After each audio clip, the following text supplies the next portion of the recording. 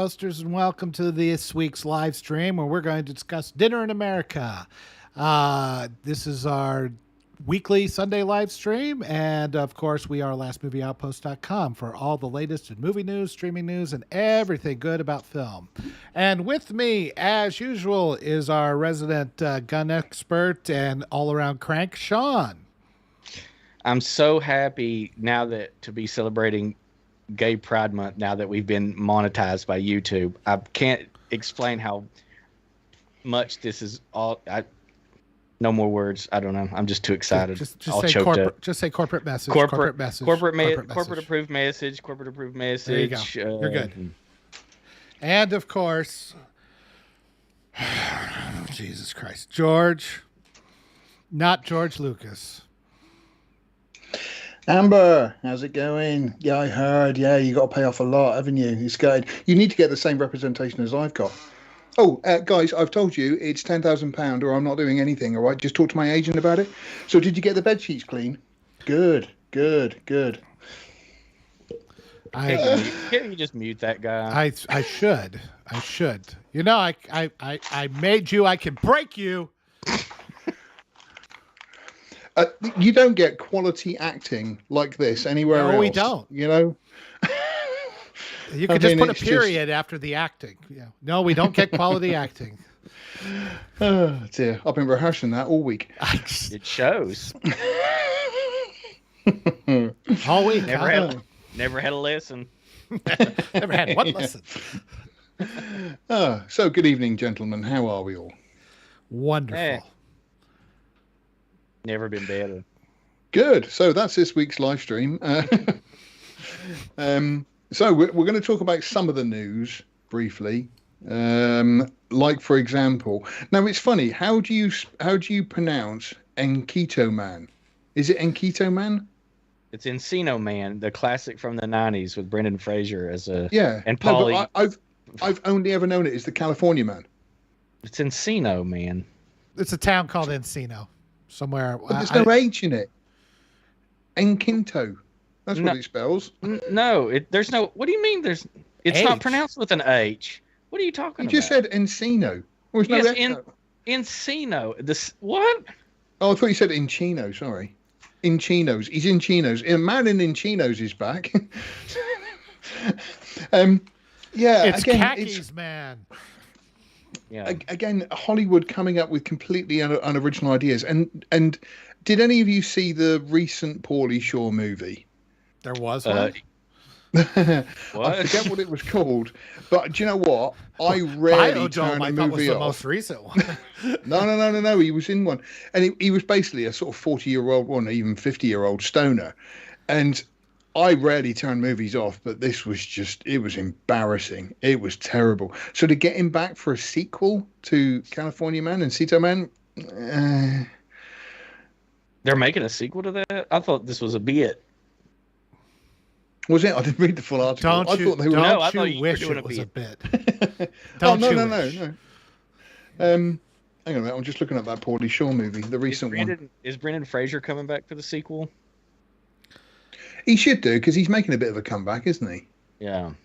Yeah, I really like him in Doom Patrol. I like that show. It's suitably weird. Guest House was the most recent Pauly Shore film that I turned off.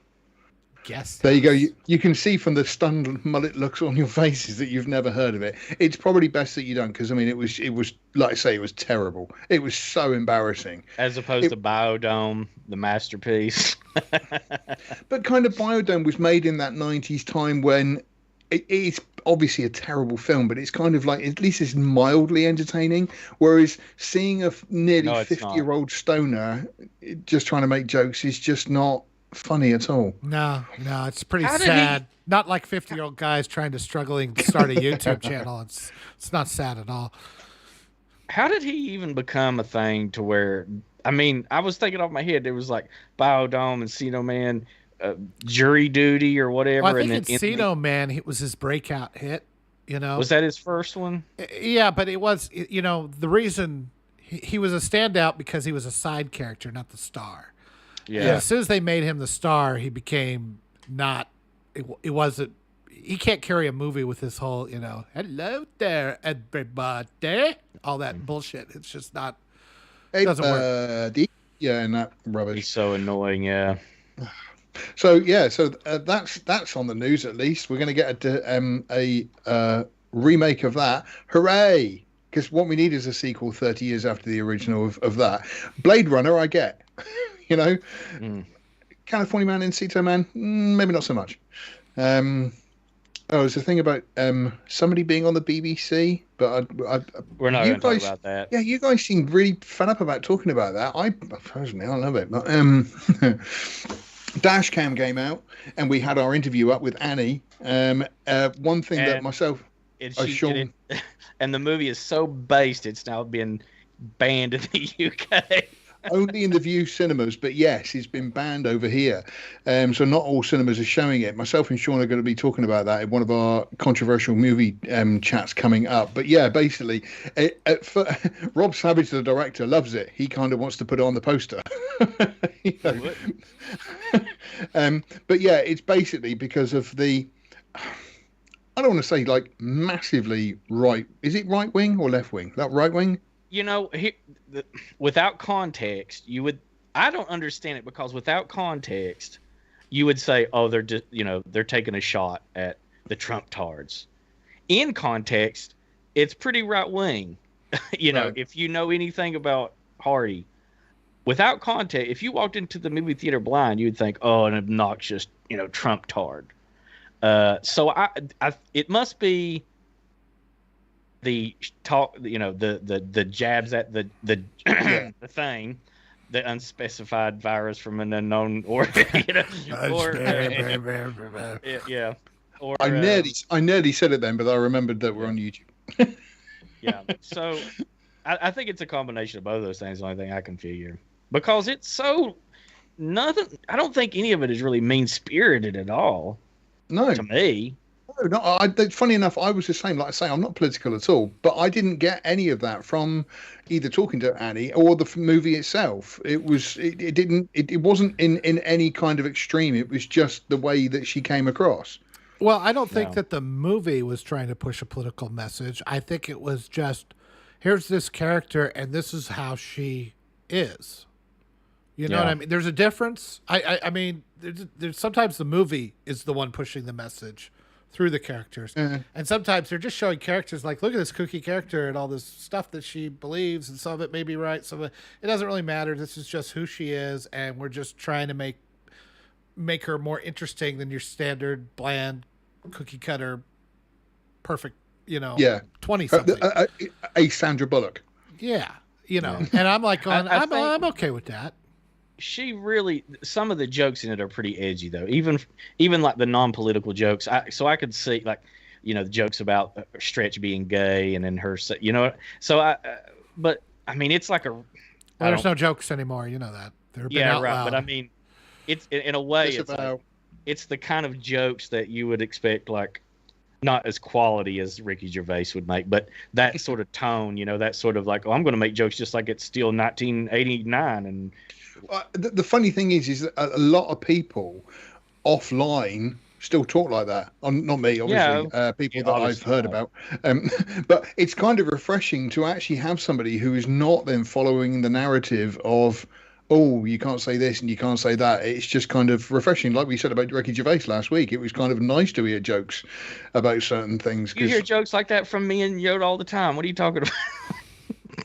we're online, dude. We're online. Don't drag me into this. Look at him pretend like he didn't just tell us this joke about 3 Mexicans and 2 black guys. Right before I we- didn't, but now I want to hear it. What is it? Well, you see, You apparently got something in mind, so yeah, obviously. So the new Pinocchio trailer was out.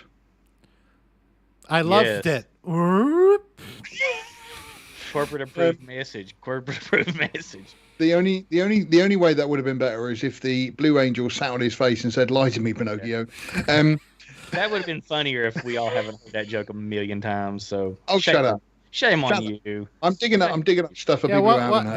that was like, it was when they brought out what was clearly the lesbian African American angel. I'm like going. It was almost like, are you making fun of them now?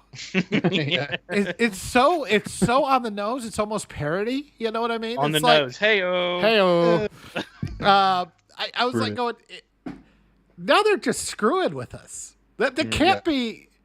I mean, it was so ridiculous and out of Ancient place Italian looking. story. Yeah, in it was in the 1700s or the 1800s when that takes place. I forget. I don't know. I think it was written in the 1700s. 1700s? Yeah. 1780. So I mean, and then they have this black shaved head who I'm sure is a fine actress and does her. I hate to go after and we can talk about that a little bit with Kenobi. I hate to go after the actresses themselves so much because it's just doing a job. But I mean, I'm like looking at it going, it looked so weird and silly. It's so out of place. And out of place. I would say the same thing. Like if they brought out a white Black Panther, I would say the exact same thing. I was like, what the hell are you doing here? Yeah. And I'm like going, it's. Or if it was set in the Congo and a retelling of Pinocchio in the Congo, and then a white dude with blonde hair and blue eyes showed up as the fairy godmother. That's the fairy angel or godmother. whatever. I'd be like, oh my God, what are you doing here? Like I would, that would, if they did a retelling of Pinocchio but set it in the Congo and did it with African tribes or something, that actually sounds kind of interesting. Yeah. That sounds kind of cool. I want to make a pitch. But that's Wait. I want to make. Wait. I'm gonna make a pitch. Don't hurt yourself. Pinocchio set in the Liberian Civil War. Hear me. Hear me out. And the Hear me fairy. out. Hear me Wait a minute. The fairy godmother is played by Cheech Marin. Yeah. Oh, you want to be a real boy? No. Maybe. Wait a minute. Try some of this, man. It'd be great.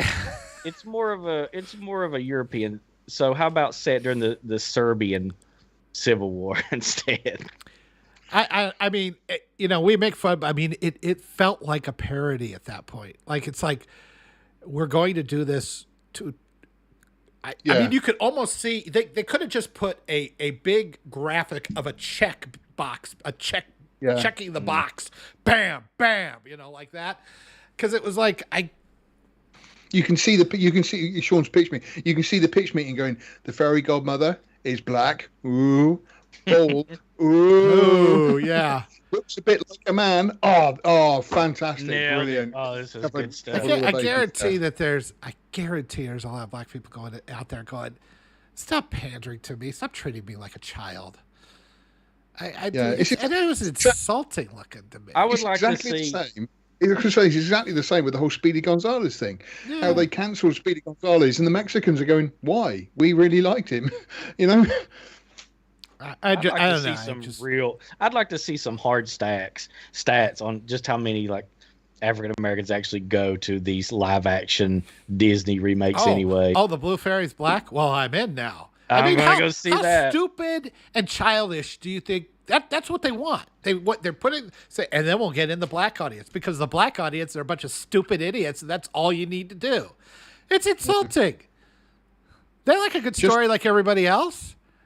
Just out of interest, I've just quickly looked up the trailer. I've got a filter on my web page browser thing, which shows you the dislikes. And since that trailer came out, there has been 2 million views, over 2 million views, 40,000 likes, 272,000 dislikes.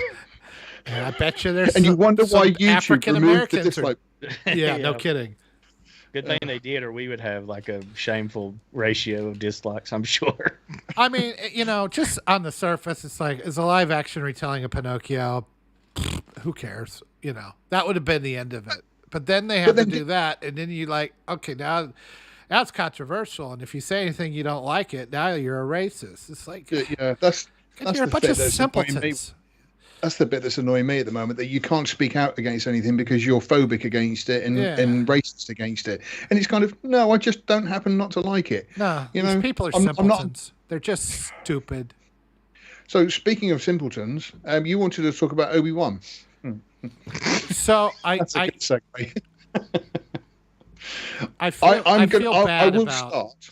I will start by saying that the 3 stars that I gave it was ridiculously overgenerous. And the more I thought about it, the less it deserved.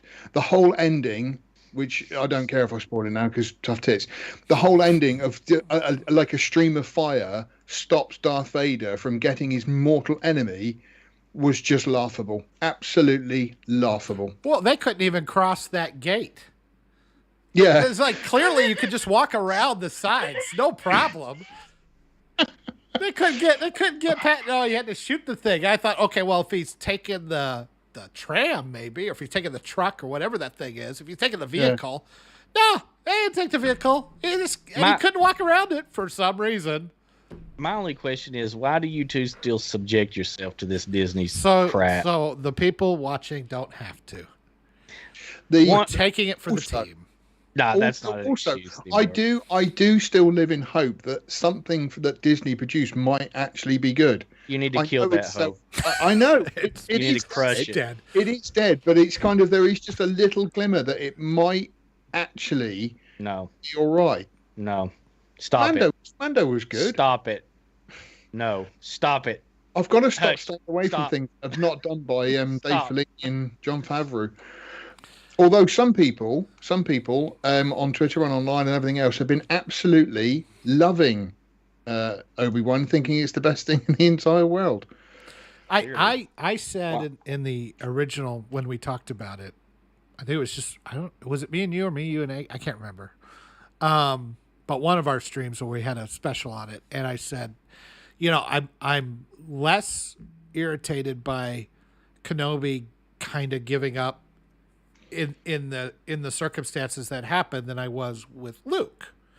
Yeah. What I was not expecting is that Obi-Wan didn't just give up, but that he apparently had a lobotomy and doesn't know how to make simple decisions anymore. Yeah. He's a complete and utter dumbass. Yeah. And he just lets himself get bossed around by Leia, and he makes ridiculous decisions, and like when he called her Leia by accident, I'm like, I could not get over that it's such a, I mean, in The Great Escape, there's the bit where I can't think of them now, that Roger Bartlett and one of the other characters, they're getting away, and the German says to him, "Good luck," and he turns around and says, "Oh, thank you," and he kind of falls for it like that. And it was, but I mean, they were under so much pressure at the time, you understand it, but he's a Jedi Knight. He's been through the Clone Wars.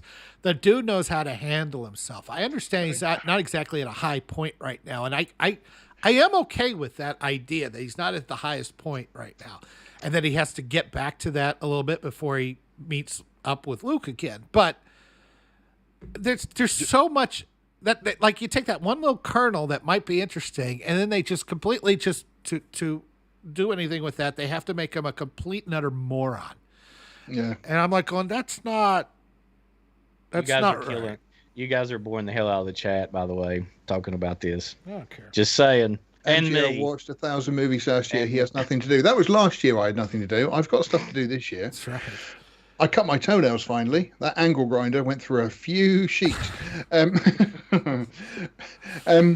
Anything else in the news? I don't think there was anything. I mean, the rest of it. I did want to make a mention of this comment we got on my news. Now, I talked about on the news that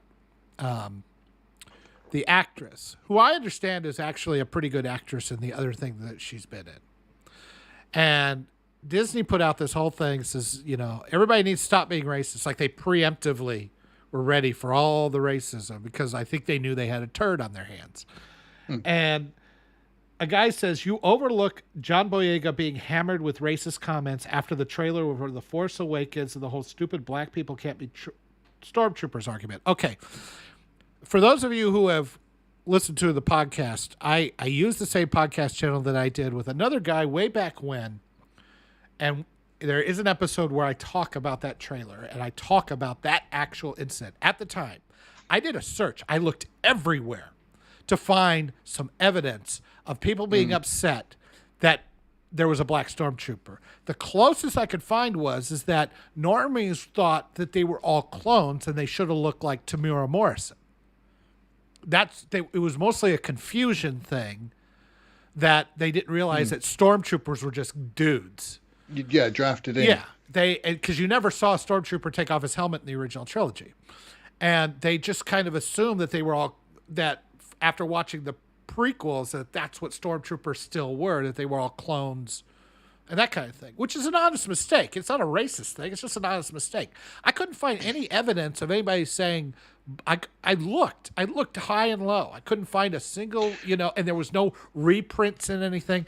Here, there was, for this girl, there was like two of them, two things that they put out.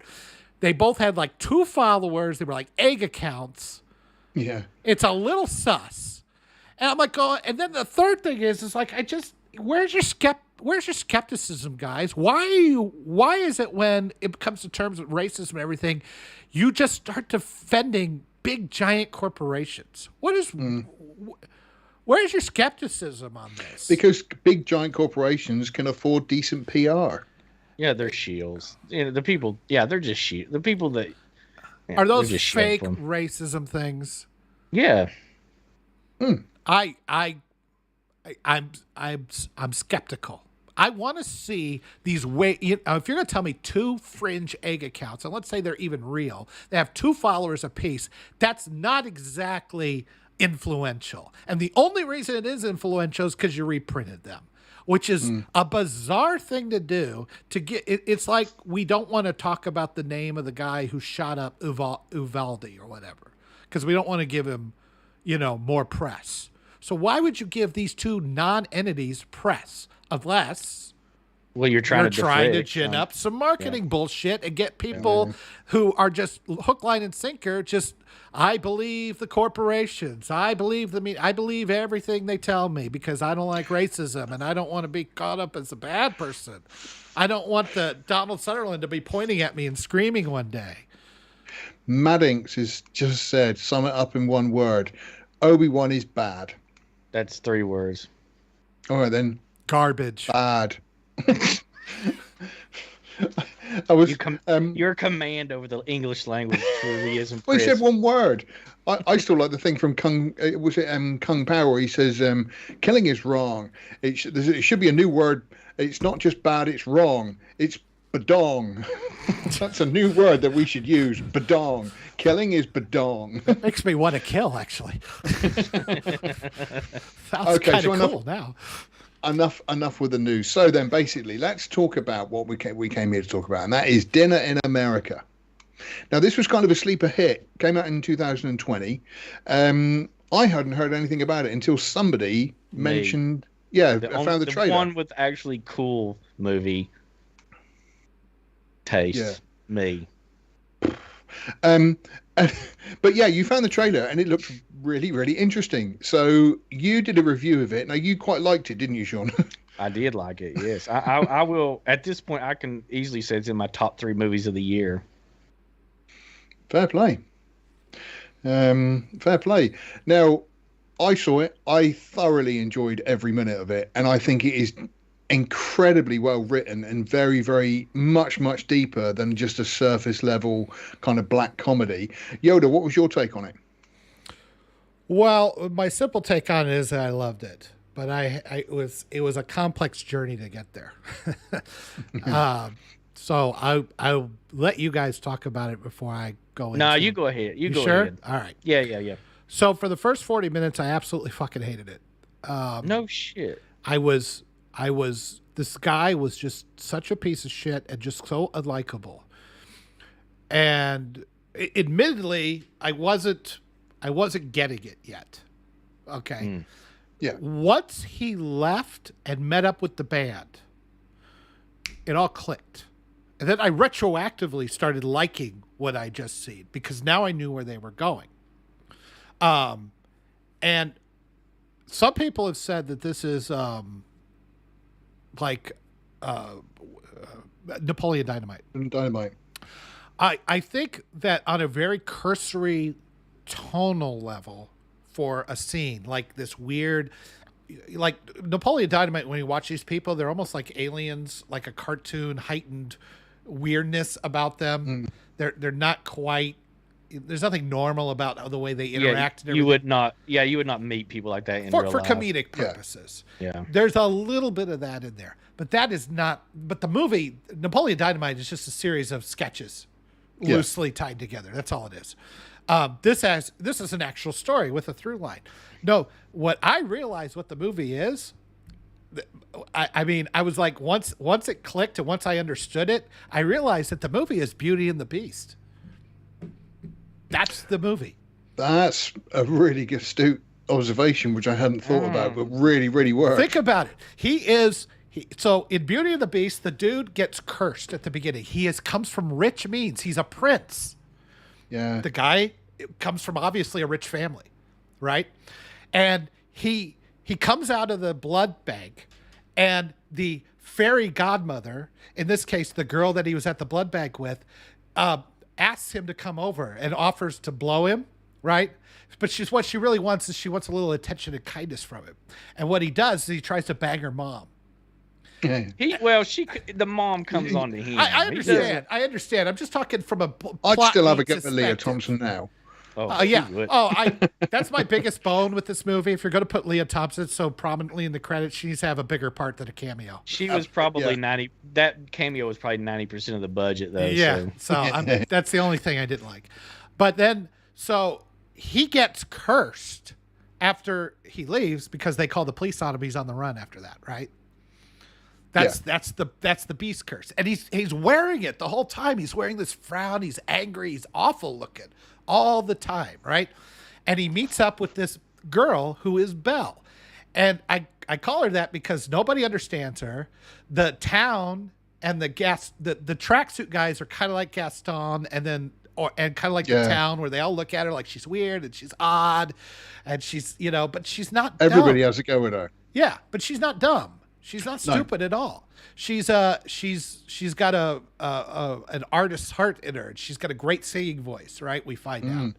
And she sees something in this beast of a guy who they end up like in Beauty and the Beast, the plot device is he takes her prisoner, and the reason is so that they can have this time together for a while, so that they can break down the barriers and get to know each other. They don't have to go to that extreme in this movie, but they do have that where she's gone from her parents for like a day and a half or something. She doesn't go home because they're put together at the hip. And he starts actually, he saves her from the wolves or from the town, the Gastons, and she saves him.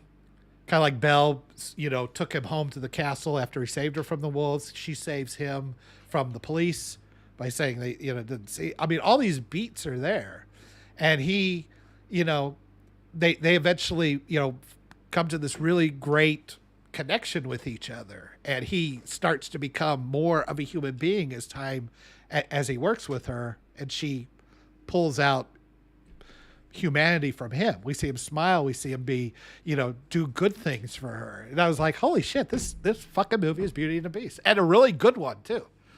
Like I say, I hadn't thought about that at all, because like you say, from the outset, he is unlikable. From the outset, he's not the kind of guy you would. Well, I don't say. It was kind of weird how he's not the kind of guy I kind of would want to hang around with, but at the same time, he's the kind of guy I wish would come into my life to spice it up a bit. That if you live in middle America, suburbia or anything else, I imagine everything is boring unless you sort of kick it up and be a big punk rocker and everything else, and then that gives you kind of that excitement. Believe me, I get a family and kids. I wish I could get some boring times. My best friend in high school was just like that dude in the movie. Wow. Yeah, he was. When he gets the girl, then. When he gets arrested, he breaks the curse. I will actually. There's fun. I can tell you some fun. He eventually moved off to Alabama after we graduated high school, where he started basically a crack house and got arrested. Somehow managed to avoid prison time, but his wife turned into a lesbian and left him and took his kid with him. He got mad about that and walking down the street, punched a car windshield out right in front of two cops walking down the street. He got arrested again for that.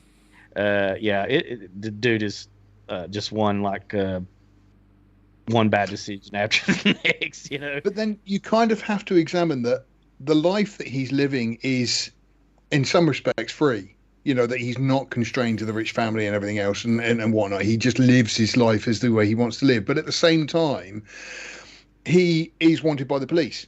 You know, so he's kind of not free because you can't. It kind of the impression that I got from the film is that, you know, you can kind of do what you want, but at the same time, if you do whatever you want, you are going to end up in trouble because you know there are certain rules that you have to follow.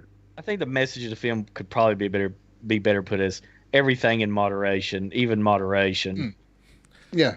I don't. I mean, I saw it as just a love story for the most part. And definitely it's that. And him It's a rom-com. finding the ability to care about somebody other than himself, because that's what the Beast was. Is that it was just an external representation of his own selfishness, which he was.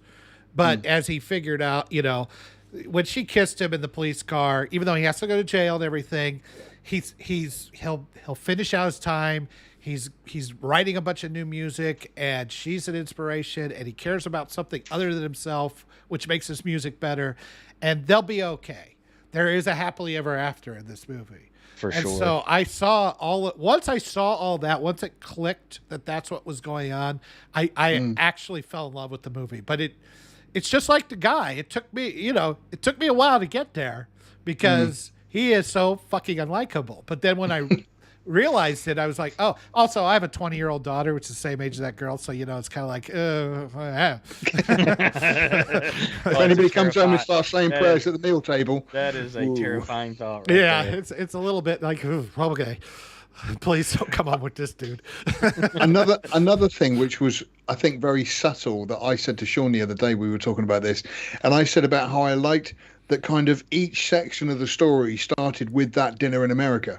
They each started with a meal. You know, the first meal is him in this, you know, getting the medical research done and whatnot.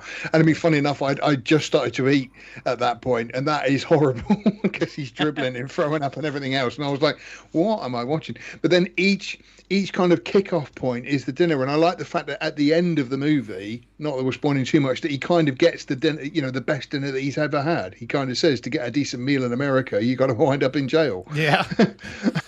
Well, I don't know. Beauty and the Beast, the big center point was the Be Our Guest number, which is all about making dinner and serving her up. I don't know. It's true. I don't know if that's a correlation or if I'm really reaching at that point. So you're saying then that this movie is the live action version of Disney's it's a lot live action better than version. the actual live action version. I'll tell you He's that. saying it's literally like Harry Potter and Disney and Marvel. It's the middle finger version of Beauty and the Beast to Disney, which I kind of appreciate. It doesn't. I mean, it just didn't pull any punches in any respect, and it didn't care who it offended in any respect either. You know, not that it went to extremes. It would make a very good double feature with Dashcam, in my opinion. Because once you're if you like one, it would kind of put you in the mood for the other. You know what I mean? I like this. I like this. I'm sorry. I like this way more than Dashcam. Yeah, we know. Yeah. We know. Okay. Let's hear more about Star Wars. No, it's not. No, but yeah, it is obviously like, they are two different movies, but at the same time, I just think there were so many layers to all of the characters within this. I need to see it again to sort of think fully appreciate. It is a near art house movie disguised as a black comedy rom-com in some ways. You know, it's very art. You know, it's low budget. It's done with real care and heart. I think sometimes some guy in the comment on my review was like, that song that she sings isn't punk rock at all, blah blah blah. And I was like, well, you know, in the context of the movie, it's not supposed to be. He even says about the songs that she wrote that what does he call them, like pop punk? Well, she's a very sunny gal. She wears sunny colors all the time. She's always wearing bright colors. But the guy was like, oh, because I said, you know, it's a movie about, you know, punk rock has a lot to do with the movie, and I played the clip of her singing the song, and you know, some big brain wit. Oh, that's not punk. You know, it was like the kind of guy that's like, I only listen to the Ramones on vinyl. You know? Only Sex Pistols. Only Sex Yeah, Pistols did I'm punk. sorry, Nobody else did. Yeah. Well, I mean, the movie, punk rock doesn't necessarily have to be nihilistic. I don't think. Well, I never said that. No, I'm not saying you. I'm shitting not on saying this you man that are. called me. I'm saying that this guy was extremely nihilistic at the beginning, and her wearing all the bright colors and everything to me is like bringing in, because all he wore was black or whatever he wore, and she brings in like color and optimism, and like he only smiles when she's around. This is weirdly a very optimistic movie, which is Yeah. in its own bizarre way. It doesn't feel like it, or if you don't dig in, see that's where I think you're spot on, Sean, because I think there's a lot of layers and a lot of things to dig in once you get past some of the the early stuff, or once you understand what they're trying to go for here. I'm not even sure if they're really trying to go for Beauty and the Beast. I mean, they say there's only 7 stories that get told no matter what. Yeah. So, but I'm saying that that's kind of what it ended up feeling like to me. And I really I thought it was- appreciate it for that. I mean, I think it's great. I got more of a feel of Evil Dead 2 out of it. If I was going to say it was a remake of anything, that's what I. Well, she did swallow his soul. No, yeah. Another thing about it, you're talking about that. She's like the eternal optimist in the movie, and in a way, her, just she takes so much shit from everybody around her, except even from him for a lot of the movie. Yeah. And it reminds me of the husband from Everything Everywhere All at Once. It's like they're the real strong, the real strength, the She's strongest rewarded person for in it. I mean, how optimistic do you have to be to every day take a Polaroid of yourself masturbating the guy's song and hope that maybe one day he comes into your life? Well, Fingers congratulations. crossed, Michael Bubble.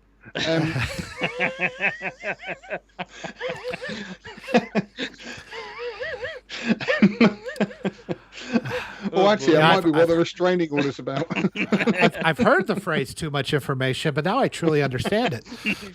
It really hit home now. Then I love the fact that what you said earlier, Sean, about everything in moderation, how she learned to let go and be more freer, but then he learned to kind of calm down a bit. And, if you're going to carry on this way, so they complemented each other so brilliantly well, even though they were so far apart, opposites almost.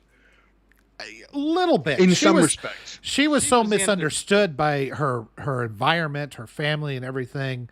The village, the town folk, so to speak, the Gastons. I call the tracksuit guys the Gastons because clearly they liked her. Very clever, very clever. But they just didn't understand her. Nobody seemed to understand her, and I get it. I mean, it's like, yeah, she's this music is the only thing that's really spoken to her is this guy's music. And she cares a lot about it. That's where they are. The common ground there is that she likes his music and is very as passionate about it as he is, obviously. Yeah. And she learns to take more control of her life, to punch out bitches on a bus. So that's good. That was wonderful. I hate seeing people like that being bullied, and it's just horrible, especially when there is 2 or 3 of them. You had the 2 guys and the 2 girls. When there's more, when you're outnumbered, if you're going to get bullied, it's kind of not much that you can do. But she takes it back into her own hands because it's kind of like, no, I'm not taking that from you. She'd learned to kind of stand up against him, because he did like her and everything else, and so she kind of gained that confidence to sort of say no to him, and stand up to him, and that gave her then the confidence so that if anybody's going to have a go at her on the bus, she is going to have a go back. But she isn't the like revenge. The revenge is good, but I mean, if you look the at scene is just hilarious the way they set it up on the 2 jocks. that was funny. It reminds me of the way they do the 2 guys in Heathers. They'll set them up once they're dead to make it look like their gut.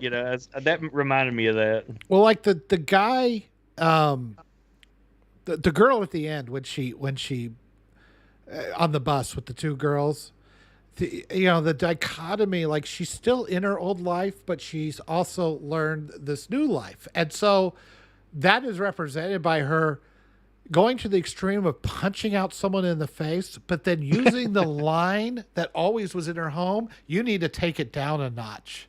Yeah. I mean, that's like, I was like, that's a brilliant way to end the movie. You know, because it's like, that's the moderation you're talking about. I'm in both worlds now. And I can use the good things from both worlds to take control of my life. And kind of the whole message of take it down a notch can be applied to just everything in life. Right. You know, that like you say, you can go to extremes of stuff where, you know, you end up in so much trouble and everything else, but then you can also be like her family, completely boring and not doing anything. And, you know, we're not going to go to raves and all this kind of stuff. But it's kind of take it down a notch. If you're being at one extreme or another, just take it down a notch. That reminds me, I assume that the movie was set sometime in the late 80s. What? I am not clear on that. I never saw a cell phone, so I wasn't sure. And there was like Right. a lot of stuff. She's using cassette tapes. And, Yeah. I Yeah. think it was set Oh, in yeah, I the never late thought that. 80s, but it doesn't, you know, it's like, the time period doesn't really seem to matter. No, No. that's what I liked about it. It was time. It's sort of like the Kid Timeless, Detective. Yeah, the Kid Detective kind of had that weird outside of time feel, except that they did have some cell phones in it. Yeah. But if not for the few times of using a cell phone and the internet, That's how we measure this stuff now, right? Do they had cell phones? Yeah. No? Yeah. It must have been earlier then. How would you guys rate it compared to the Kid Detective? Which one would you?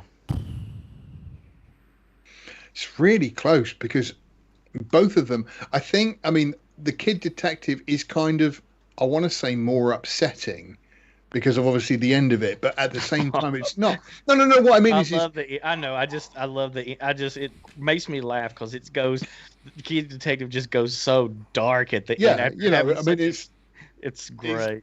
it's you know, it is horrendous to watch at the end of it. But then with this, I feel that there's more of a message that I kind of came out of this feeling more confident, you know, that you could do things, you can push the boundaries a little bit and everything else. That I don't think the Kid Detective had that on me. I don't think. Yeah, I No. tend to be just more optimistic in general, so I would probably side more with Dinner in America, but I don't want to take anything away from the Kid Detective because it was phenomenal too. Yeah. Yeah, that would be basically what I would say too. I like Dinner in America. I enjoy it better, but the Kid Detective is still brilliant. They're kind of, that would make a good double feature, I think. Yeah. I think you probably needed to watch Kid Detective first and then kind of pick yourself up a little bit with Dinner in America. It does follow a nice curve all the way down, and then the beginning of Dinner in America is down there and works its way back up. Yeah, it's true. Yeah. So Yeah. You start well and finish well. you do it the other side. You start bad, you finish bad, and you're like, oh, Jesus. I think actually that Dinner in America this past week, got its U.S. debut as far as like being in limited theater release and VOD. Yeah. All right. Even though it was made a couple 2 years ago. Yeah, 2020 is what it's listed as. And apparently it was released somewhere over there on your side, but I didn't find out about it until pretty recently. They started rolling trailers for it on, because of my viewing habits on Instagram. It was like, oh, you'd like this. I'm guessing it was supposed to get released in 2020 and then the pandemic. Probably, yeah. There's been a pandemic? Unknown virus of unspecified origin. Yeah, Which was because not that related. a movie like that released in 2020, 2021 would not have had a chance at all. It would have just went. It would have died. It's going to have a tough time now, even. But yeah, and it's a shame because it is. I mean, you're not going to take your grandma to this. No, but And the funny thing is that you say that is I've been rewatching some of In the Search of Darkness and In the Search of Tomorrow, which are both great documentaries about 80s movies. Because myself and Yoda were looking at doing a retrospective of 1982 with some of the films that came out in 1982. But watching those, but I'm not invited to this. No. It's a. What, do you want to edit up a bunch of different movies because it's much more of a little blurbs like The Overlooks. It's not like we're not discussing it. I didn't want to anyway. Maybe after we get done, we'll have a discussion. It sounds like, well, yeah, we will discuss them at some point in time, and I've completely forgotten my point now. So somebody else carry on. You were I'll watching come back Search to of it. You were watching Search of Darkness, and Something about the 80s. Grandma not going to the movie. And then you said you were Bloody- watching Search of Tomorrow and the documentaries and then No, 80s movies. And it's hell getting old, ain't it? Sucks ass. Yeah, I haven't got my trousers on. No, no, I said I can't remember what it was now. anyway, yeah, Dinner in it's- America, excellent movie that hopefully everybody on the website watches at some point because it's a great movie. Oh, that's what I was going to say. I got it out before I forget. Watching that in the search of a lot of movies when they came out didn't quite gain the following that they do have now. You know, there's a few titles that came out and it kind of bombed at the box office, but then when it came out on VHS, even just because of the sort of whole box cover or whatever it might be, but it started gaining like a cult following. And I think this is one of those films that it is going to fly under people's radars, but at the same time, I think anybody who sees it is then just going to go, "Hey guys, you've got to see this. This is great." I think this movie will appeal to guys like, people like us first, and then hopefully spread from there. But I don't know how many people listen to guys. This is not a four quadrants movie. Yeah. Eggy says hi. Hi, Eggy. Eggy, why don't you Eggy. join us? I'm sure it's not He's too out late. celebrating the Lizard Queen's birthday or Oh, jubilee, that's whatever it is. right. Also, Yeah, Ananuki Crown says hi to you, Sean. My one fan. Apparently. And they have the rainbow flag up, so I guess they really like you. Oh, that's where. Well, that's clearly a woman's name, but it's because I said that I was so happy to But celebrate. what is a woman, Sean? I don't know. I'm not a biologist. I think this interview's now over. Thank you. Yeah. I can't answer that. Can't answer that. He's got to leave. Are we going to mention that? No, Okay. you gotta do that. No, we'll do that. We'll do that on a different. We'll do that on a different deal. So I still want to write a review of it, but yeah. Okay, so all 5-star all round for Yeah. Dinner in America. Yeah. 4.5 maybe. I'm Oh, taking come off a on. half a star because Leah Thompson needed a much more screen time than what she got. You can't put her that. you- You can't tease me with a lot of Leah Thompson and not give me Leah Thompson. Would you give it 5 stars if Leah Thompson had showed her titties in it? I'll give it 6.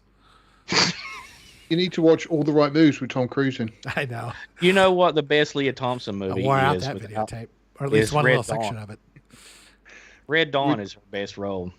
Red Dawn. I don't know. Jaws Oh, yeah. 3. She's in the bikini the whole time. She shoots up commies with an AK in Red Dawn. You make a compelling argument. All the Right Moves has got Bush. That's true. Yeah. And not the president. And I was going to say, not George. God, dear, I haven't seen that for an awfully long time. She still looks pretty good too. Oh yeah, She she looks does. great. Oh, it's kind of weird how some people are in movies like we talked about Everything Everywhere All at Once. The husband, Short Round. He's in 2 massive movies of Goonies and Indiana Jones, and then just kind of doesn't appear in anything else. And there are some people, like I say with Leah Thompson, she's in sort of the biggest trilogy of all time, but then just kind of fades away, whether they don't like the acting or they No, just she's don't been in. fit in. No, she was in Howard the Duck. You know what I mean? She's not. It's not like. I think you're making I George's point for him actually there, She Sean. had a TV, in the late '90s. She had a TV show on Yeah, NBC. Caroline in the City or something like Yeah, that. yeah. Yeah. It went on for She- several seasons. She's doing more behind the camera work, I think, these days. I think that's what she's kind of wanting to do. And I know she directed one of Picard, Wow. and she had a small cameo in one of the episodes. But I don't know what all. I'd have to look it up. I don't know what else she's doing. But yeah, she's just I doesn't didn't need mean to to do say- all the movies that she did before. I think that's more by choice than anything. Like I say, I just thought it was strange that kind of, like I say over here, she can't, like I say, she popped up every now and then. It was like, oh, no way, it's Leah Thompson. But, she just sort of didn't, do all that much. And how some people, I think it's in Family Guy in, Blue Harvest, where he says Peter's playing Han Solo, and he says, "Yeah, and I'm the only guy in this movie who has a career after this." Because again, kind of like, I mean, Mark Hamill obviously, went again, did voiceovers and stuff, and Carrie Fisher was kind of the same thing. And like she died. Do you know she died recently? Hmm? Carrie Fisher, she died recently. I think I read something about that. Nice one, Sean.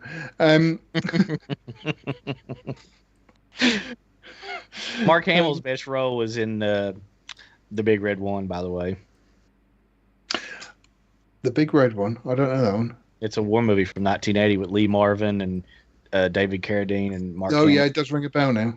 I did see him recently in something called, it was like Bonzo the Bear or something, which was very interesting, about a family that kept a kid locked in a basement, aka Joseph Fritzl. Have you heard of Joseph Fritzl over there? It's my uncle. That explains a lot. But they had him watch a TV show that they created for this kid, and the voice was done by Mark Hamill. It's a very interesting movie, ever so weird. I really liked it, and it was a good role for Mark Hamill as well. Oh, so let's, if you guys don't mind, what do you, that Winnie the Pooh horror movie trailer come out? Yeah. I think it's going to be garbage. I don't like everything about that trailer and the way they edited it, put together. Is makes that me think trailer like?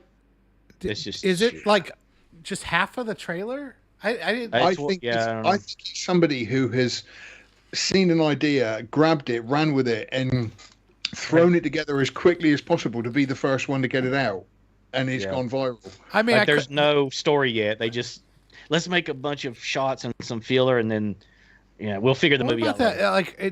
Like they just had a half opaque shot of Pooh's face, like superposed over the whole trailer. It was just really amateurish, and then the trailer just it's like I thought Doesn't like tell you I nothing. got half Doesn't the trailer say- or something. It's really bizarre. And it doesn't really, doesn't really tell you anything about it.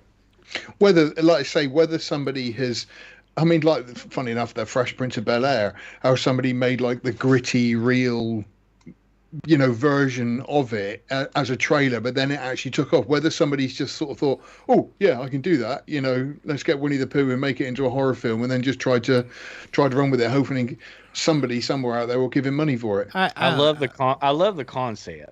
I'm But just not the over the whole execution. idea of taking like kids characters and then making a really creepy, gothic, nutty, bizarre horror. I'm like, it's okay. It's been done to death. Has it?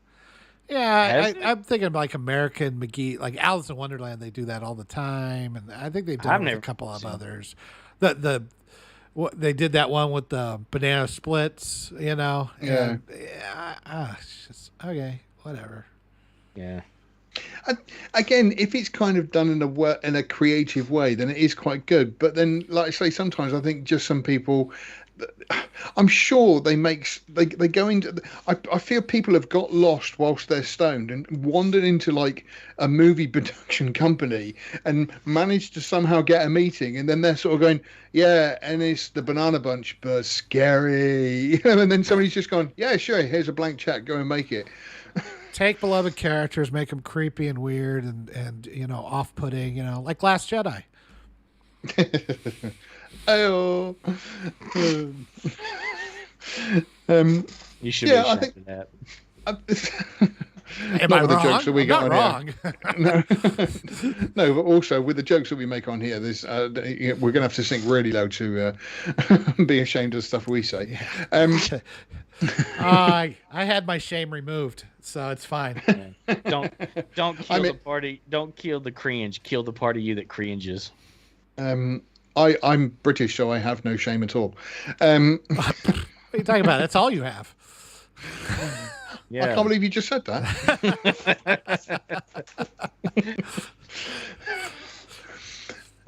It does bring up my favourite joke though. I can't kind of do it now because it kind of spoiled it because we were talking about it.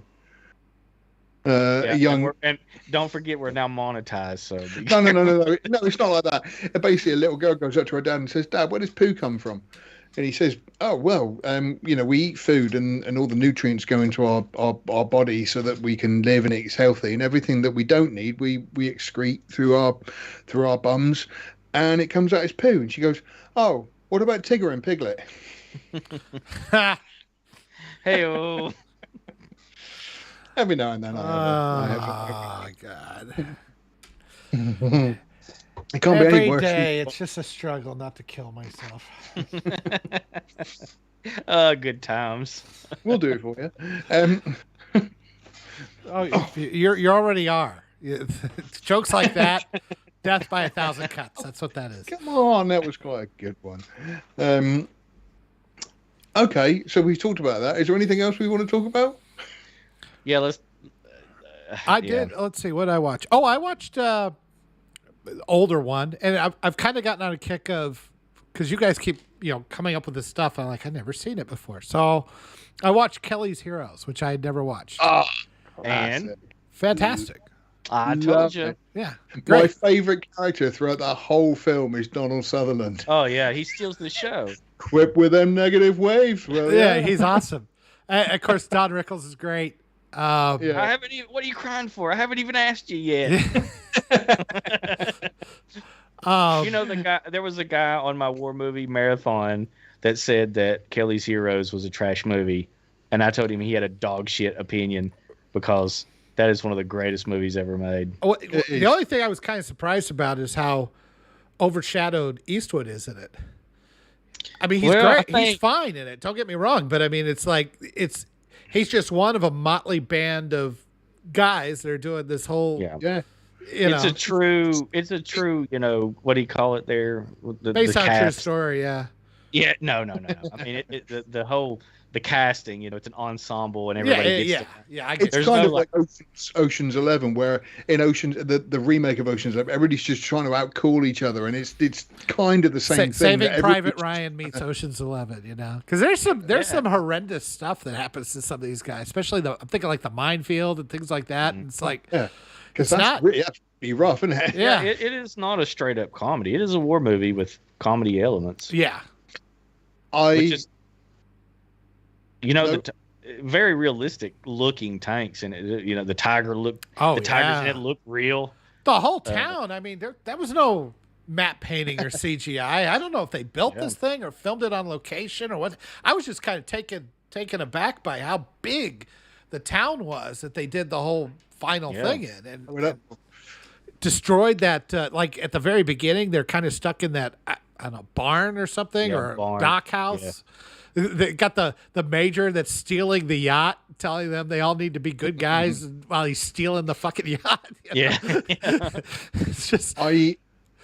Just coming on to something else, I did watch. I mentioned it earlier before we came on live. The Midwich Cuckoos, the first episode of the Midwich Cuckoos, which is the original book was called The Midwich Cuckoos, and it's very unusual that I've actually read it because it was only about 20 pages with pictures. What does that even mean? What the cuckoo? Is that some British slang term for something? No. A cuckoo is a bird that will land in another bird's nest, knock out one of the eggs, lay its own egg, and fly off. And so that the mother will come back thinking she's got all her eggs there, and then raise this cuckoo, and it goes off. And that's kind of what happens in the story. In this, it's a little village in England, and for 24 hours, I think in the original it was, everybody just fell asleep. Yeah, we know the. Yeah, I mean, we know. I'm just explaining to people who may not have seen it. Nobody's watching anyway. You're just talking to us. So I'm just going to say that when all the women wake up, they're all pregnant. Right. And they give birth to these children, which have got these powers and stuff. And the original movie, I still like the original movie. I think it's really well done. However, the TV series, one episode was enough to put me off.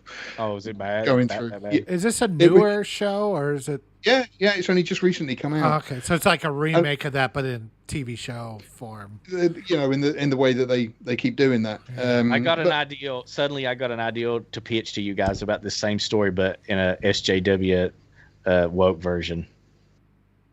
Will the men get pregnant? The men, no, the women. Well, I don't know what a man is. First of all, George, you fucking bitch. Sorry, I apologize. Never mind.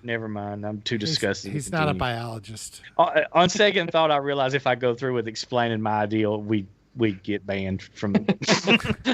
So moving on to something else, which I did watch, which we could talk about, is the new season of The Orville has come out. Yay! And I did watch the first episode, and it is just as good as it's always been. It was actually a really interesting episode. And this is Have the you- final season too, right? They're canceling it after this one, Yes. Apparently, supposedly. Anyway. Yes. yeah.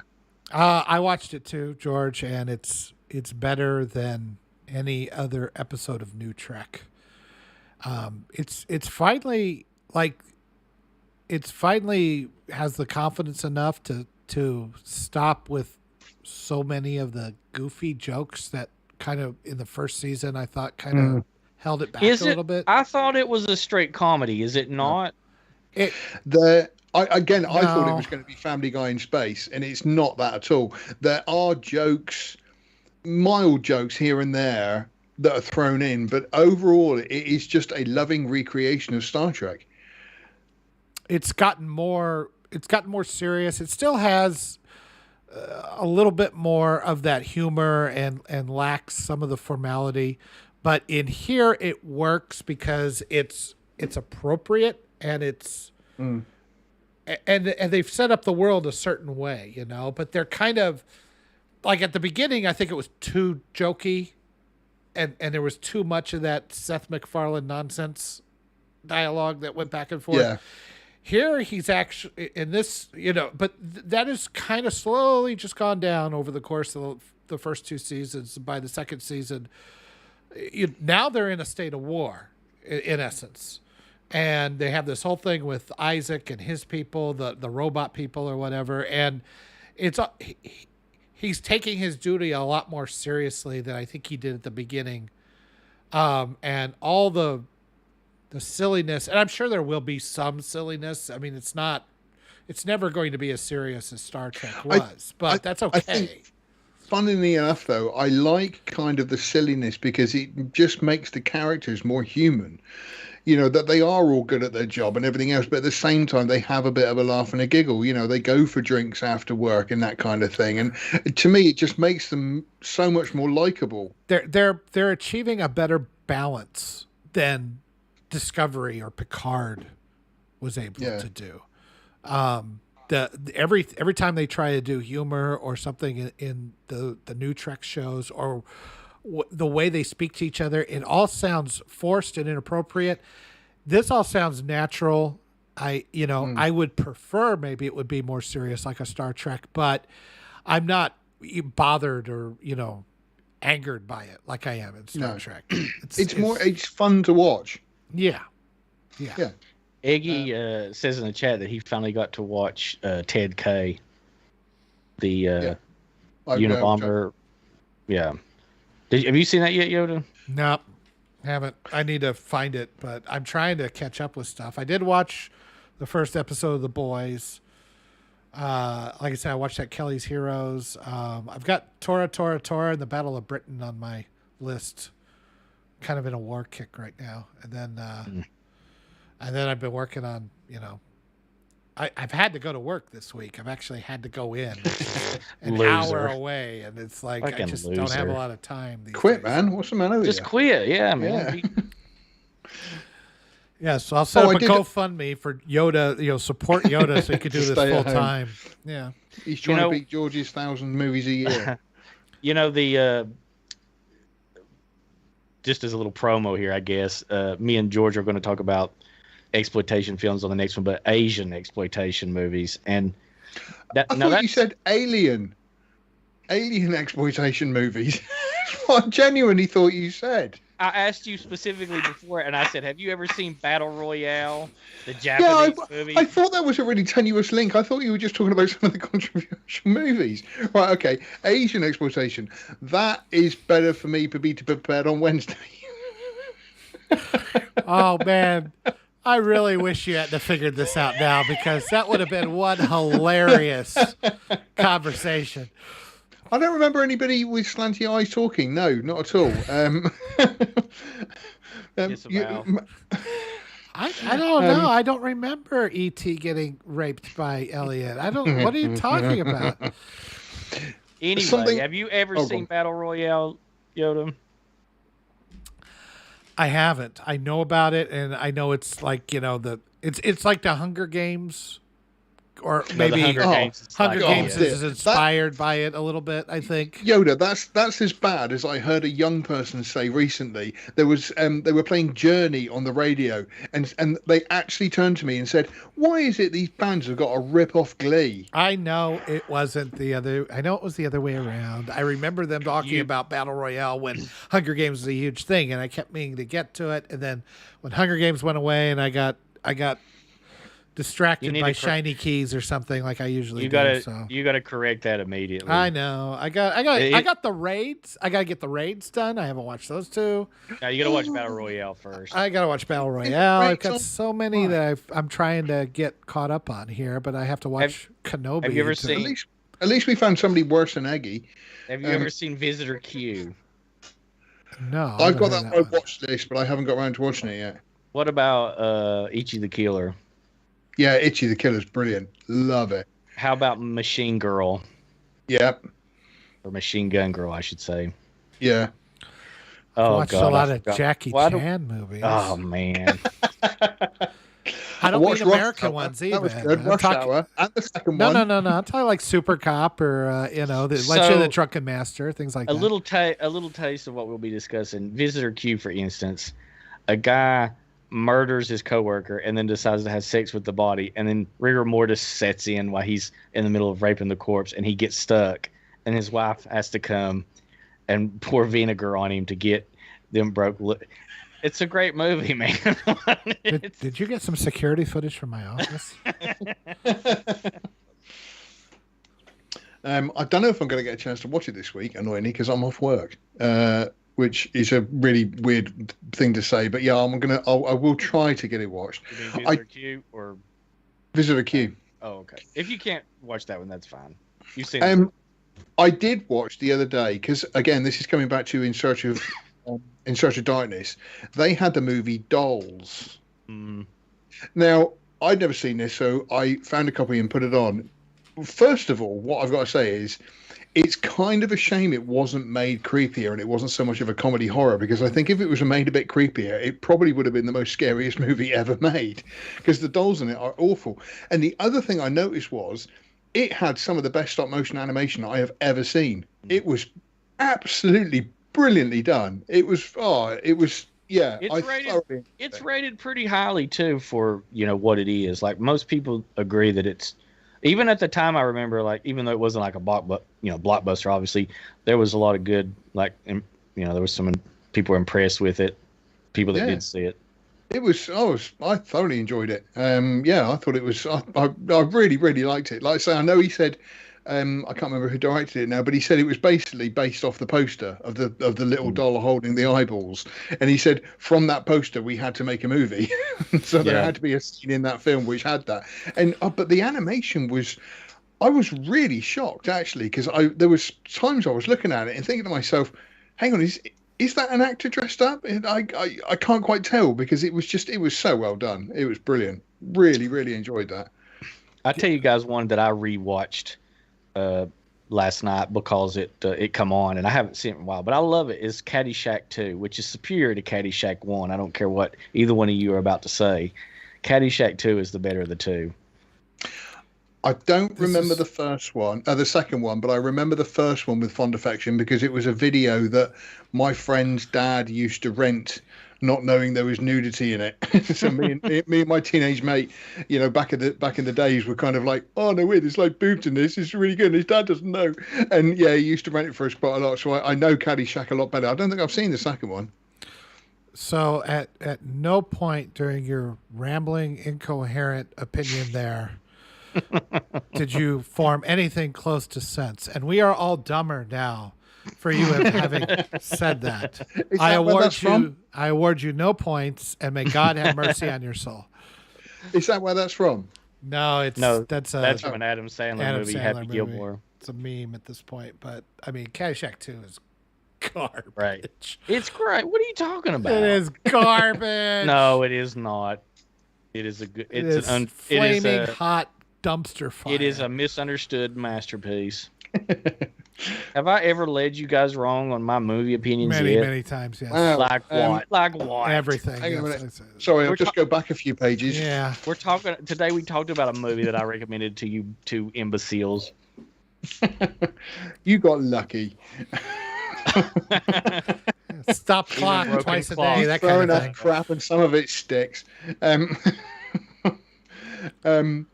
Okay, no, okay. So, are we done? I think so. We could have a short one for once. Yeah. I did watch. I ended up watching Father Stew, and I said that if you're going to describe the plot of that badly, is man tries to impress a woman and it gets out of hand. Because basically, I he kind of had a good laugh at that one. I was like, yeah, it's like, and then you became a priest, huh? That's how it Yeah. ended up? Wow. you got baptized from her. Oh yeah, you got baptized, yeah, and you ended up becoming a priest. Yep. Did she marry you? Eventually, yes. It's just the way. What'd Yeah, you think of it in general? I mean, I did- thought it was fine. I thought it was, I was halfway. And first of all, I know it's a true story. And second of all, I was like, it's not bad. It's okay. It was a perfectly serviceable movie, but I did find it started to drag on towards the end, and it kind of, again, it's one of those films that just take off half an hour and it would have been good. Yeah, but like I that's say, fair. That's fair. you know, it started to drag on a little bit. And like I say, I know it's a true story and it's interesting watching true stories and stuff, but it's not the kind of film I'd sit down and watch again, or sort of, oh, wow, you got to watch this because it's great type of thing. It's No, just kind of, no, I wouldn't. I feel no need to revisit it or anything. But as far as watching something that isn't just nonsensical trash, it was kind of nice. it's nice to see Mark Wahlberg playing a different character than he normally does. No, I can do that with a straight face. Nah, he was still playing Mark Wahlberg, but he did all right. He did all right. In it. Yeah. I can't stand him. I can't stand him. I will never watch anything he's in. Oh, you're joking. The Happening was brilliant. What do you mean? I don't know what you're talking about. Come on. That movie had so much potential. But That could have been. That he's could so have hit and been. miss. What was that? I'm sorry. It's M. Night Shyamalan. He's so hit and miss. I mean, just the concept was great, but then, it turned stupid. The Happening. What's happening? Not much, weirdly enough. Plants is what we're I doing. did watch. There's like an unrated Run version. from the of that. wind. Run. Have you seen the unedited version of that? There's like 2 cuts of that apparently, and one is like a lot more bloody and I have violent. than the other. no Once was desire. enough. Yeah. Yeah. Well, Like I say, there are some films that I can, even if there's a brilliant special edition, I don't think I'd go out of my way to watch them again. I mean, it's unbearable, but there's more blood in it, which makes it a little bit more bearable. Yeah, Do any children die? Yes. I think Oh, I think there is one good scene, if I remember right. Isn't Shalaman one of the guys that actually walks into a lawnmower or something like that? I remember that a guy does that, but I don't recall if it was him or not. Because he's in all his own movies. So I was thinking he was one of the guys that killed himself. I thought that was worth it. A kid does get a shotgun blast to the face. Yeah. So I like always the guy liked like M. Night Shyamalan's own performance in Lady in the Water, where he played the novelist who wrote a book Who which saved changed the everyone's world. lives. saves the world. Yeah. And who wrote this movie? And then he went completely up his own ass. It was amazing. I What a seen special that, effect twist. I saw the Chris Stuckman analysis of that where he's like defending it. I'm like, no, dude, there's no. It's like, yeah, it is shot very beautifully, but he just, it's like you said. Well, I remember seeing the trailer and I thought, because I think it was the one he did after Signs, and I was still. No, I think he did the Village after Signs. Did he? Okay. Mm-hmm. Well, Yeah. I didn't see The Village, and I heard nothing but bad things about it. But I was like, okay, well, you're gonna have one clunker. I mean, everybody has, And then I still saw the like later in the water. Village. I Yeah, saw we the know later you. in the water. That tells you how bad it is. Yeah. But the trailer was like, oh, this is pretty interesting looking. I'd like to see this. And I watched the movie. I was like, God, this is terrible. And it just went downhill from there. I think he bottomed out with Avatar, The Last Airbender, which was Old was confusing. There were so many sort of plot holes and stuff in it that it just didn't make any sense. Didn't Cecil kind of like it? I He thought did. he said yeah. It was Wasn't. oh, it was Yeah. better than some of his output, but it wasn't. I don't know. It wasn't that great. The Visitors, I thought, or Visitor, whichever one that was, where Yeah, they go to the old people's grandpa and grandparent. grandpa's and Yeah. grandpa and grandpa to escape. Oh no! psychotics. See, again, I thought that was quite interesting. Yeah, a lot of people. That was sort of a comeback for That him. was a comeback for him. That was okay. Yeah. But nothing to write home about or anything. Yeah. And then he Yeah. did one where everybody's stuck in an elevator and Satan's in it or something. Devil. Yeah, the devil or the devil one. But Yeah. yeah, that one was Was okay. that I mean, him? yeah. Yeah. That was the point when they weren't putting his name on it in advertising because they knew that would be like an instant kill. Yeah, no joke. Box office poison right here. Get your Yeah. box office poison. Glass. That's funny. Oh I yeah, just, Glass. I just saw. I was going to say. I just saw a tweet from Amblin saying "Happy birthday" to Kathleen Kennedy, one of the founders of Amblin Entertainment, and they turned the comments off. No way! I wanted to say happy birthday to that delightful lady. Hey, I mean, it's kind of a shame because Kathleen Kennedy back in the day was a good producer. That's what she was. That's what she did, and she was good at it. She produced E.T. She produced a lot of stuff with Steven Spielberg, and her role, she got things done. That did not translate into a creative, and then she bought in hook, line, sinker to all the political nonsense, and we could see that she is just completely out of her element. And I'm being generous, but I mean I still think she needs to go. She was biding her time before she could then unleash her feminism. Is what I think. Maybe. absolutely. I don't know Yeah, what's got her so pissed off, or what, this highly successful career and sitting on a pile of money and being made president of Lucasfilm. Oh my God. Wow. How much more press can you get? It's I mean, like, that shit runs itself. Like you have to try to screw that up. Really. well, I think producers, they have a role, and if they're good, you don't, like Bruckheimer is a fantastic producer because he doesn't get in the way of the people that are actually making the movie for the most part. He knows which Gives them ones, the money and gives them the money. He knows how to pick them, and he knows probably where to step in and where not to. But you think about it, most Bruckheimer movies are, at the very least, you sit down, they're fun, they're enjoyable enough, and guys like that can do a good job. I think that there was a time when Kathleen Kennedy, when she was younger and everything, understood that something happened. I don't know when she took over Lucasfilm. I don't know if it was before that. I don't know what it is. I can't point at one thing, specifically, or some news item. Ratification. But clearly, I can tell you when things went wrong. Ratification of the 19th Amendment. That's when women got the right to vote in the U.S. George. Just for you. oh, okay. Women can vote over there. My goodness. Wow. Who let that happen? I know. It's not like over there where they can become queens of the entire friggin' country. for a million years. Yeah. Nobody votes my for 'em. favorite Nobody votes meme. for 'em. My favorite meme is the fact that none of the dinosaurs survived the meteor that wiped them all out, but somehow the Queen scraped through. I So gotta she admit, killed- I did love She that. killed- Go ahead. She did kill Princess Di, right? We know that. We all know that. Right? Oh yeah, absolutely. No, yeah, there's no question about it. Just wanted to make sure. Everybody knows it, just nobody says it. Yeah. As I say, I can feel us getting demonetized as we speak. I was going to say, it's like a lot of things that people think and don't say. Like, for example, beep. Now let me tell you who really killed Kennedy. Oh, we're off the air. Oh, police are here again. Hang on a minute. Obviously, the Queen had Kennedy killed. Well, George, since you made me do the intro this time, why don't you close us out? Okay, that's because of my brilliant introduction with my acting and everything else. Thank you for watching this if you have managed to sit through all of it. It's been the Outpost Frequencies, brought to you by thelastmovieoutpost.com, where we have news articles up every single day. We have reviews. The channel is growing. Myself and Yoda and a couple of others are really working hard to get out as many little videos as we can. Some of them are doing extremely well.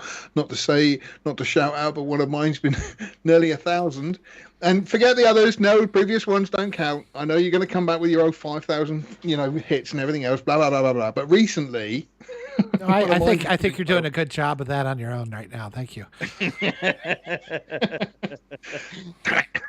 But yeah, so subscribe, like, and hit that notification bell. Because we really appreciate it and it really helps us out. And like I say, make sure you go to thelastmovieoutpost.com and check for everything. Grief, here we go. Social media.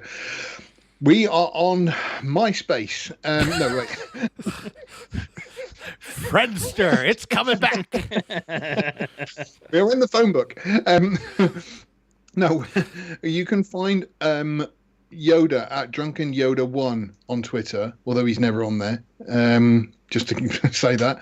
I'm on Twitter. I'm on Twitter all the time, making hilarious jokes. Nothing like here today, obviously. I mean, proper jokes. I save the good stuff for Twitter. But you can find me at Not George Lucas 1 on Twitter. And then you can contact the Last Movie Outpost at contact us at lastmovieoutpost.com. There you go. There's a Facebook page too, George. Yes, we're on Facebook. Just do a search for the lastmovieoutpost.com. I don't know what it is on Facebook. I don't have Facebook. I think it's facebook.com/lastmovieoutpost. / Do a search, or if not, just go to the website. You can find the links there. Yes. There's some kind of slash. That's all. I know there's a slash. This is the most train wreck of closings I have ever heard in my life. Don't give me that. I'm used to the openings. My openings are generally brilliant as opposed to this one. And well, at least I didn't say www.lastmovie. That's true. You didn't do I that. like to help out our boomers out there. And if you need help, get your son to type it in. All right, your son. Right. Call on the phone. Call them. The one that the rotary thing. Use that. Yeah. So yes, that was the last stream. Any final words from you, Sean?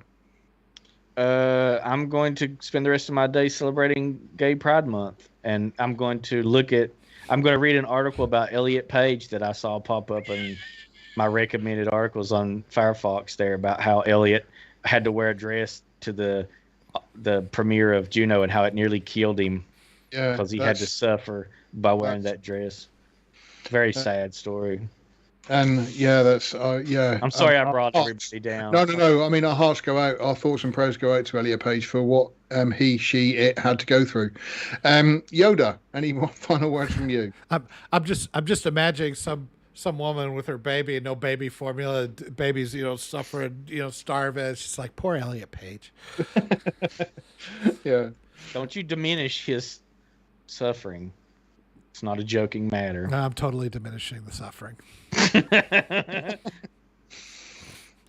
Babies are, what are you, a biologist? I mean, what even is a baby? It's.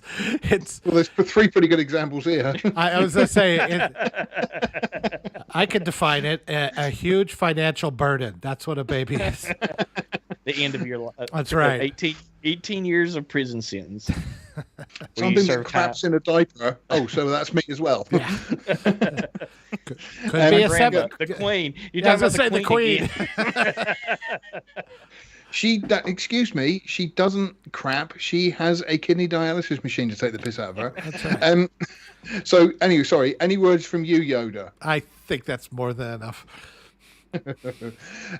Apart from the fact I was going to say, I've got a new how-to coming out hopefully this week, which I finished recording and I'm just finishing editing. It's how to make your own modern Star Wars movie, which is inappropriate at places. But you'll all have to wait to see that. But apart from that, like I say, we will be working on other videos. So join us. Speaking of loading your diapers, let's talk about how to make a Star Wars movie. It's a crucial ingredient in all this. Once you've got it all in your hands, you need to smear it all over the windows. And ta-da! The fans will love it because you've written Star Wars with your finger. Are the monkeys ready to fling poo? Let's get this turkey in the can. Are we having as one of our controversial movie things coming out this week? Yes. Yes. So Forget what it was. Oh no, I'm sorry. Go. No. Just completely different. I've got one more to edit, and I did look at it the other day, and I got distracted on a couple of scripts because I started doing a script on the whole.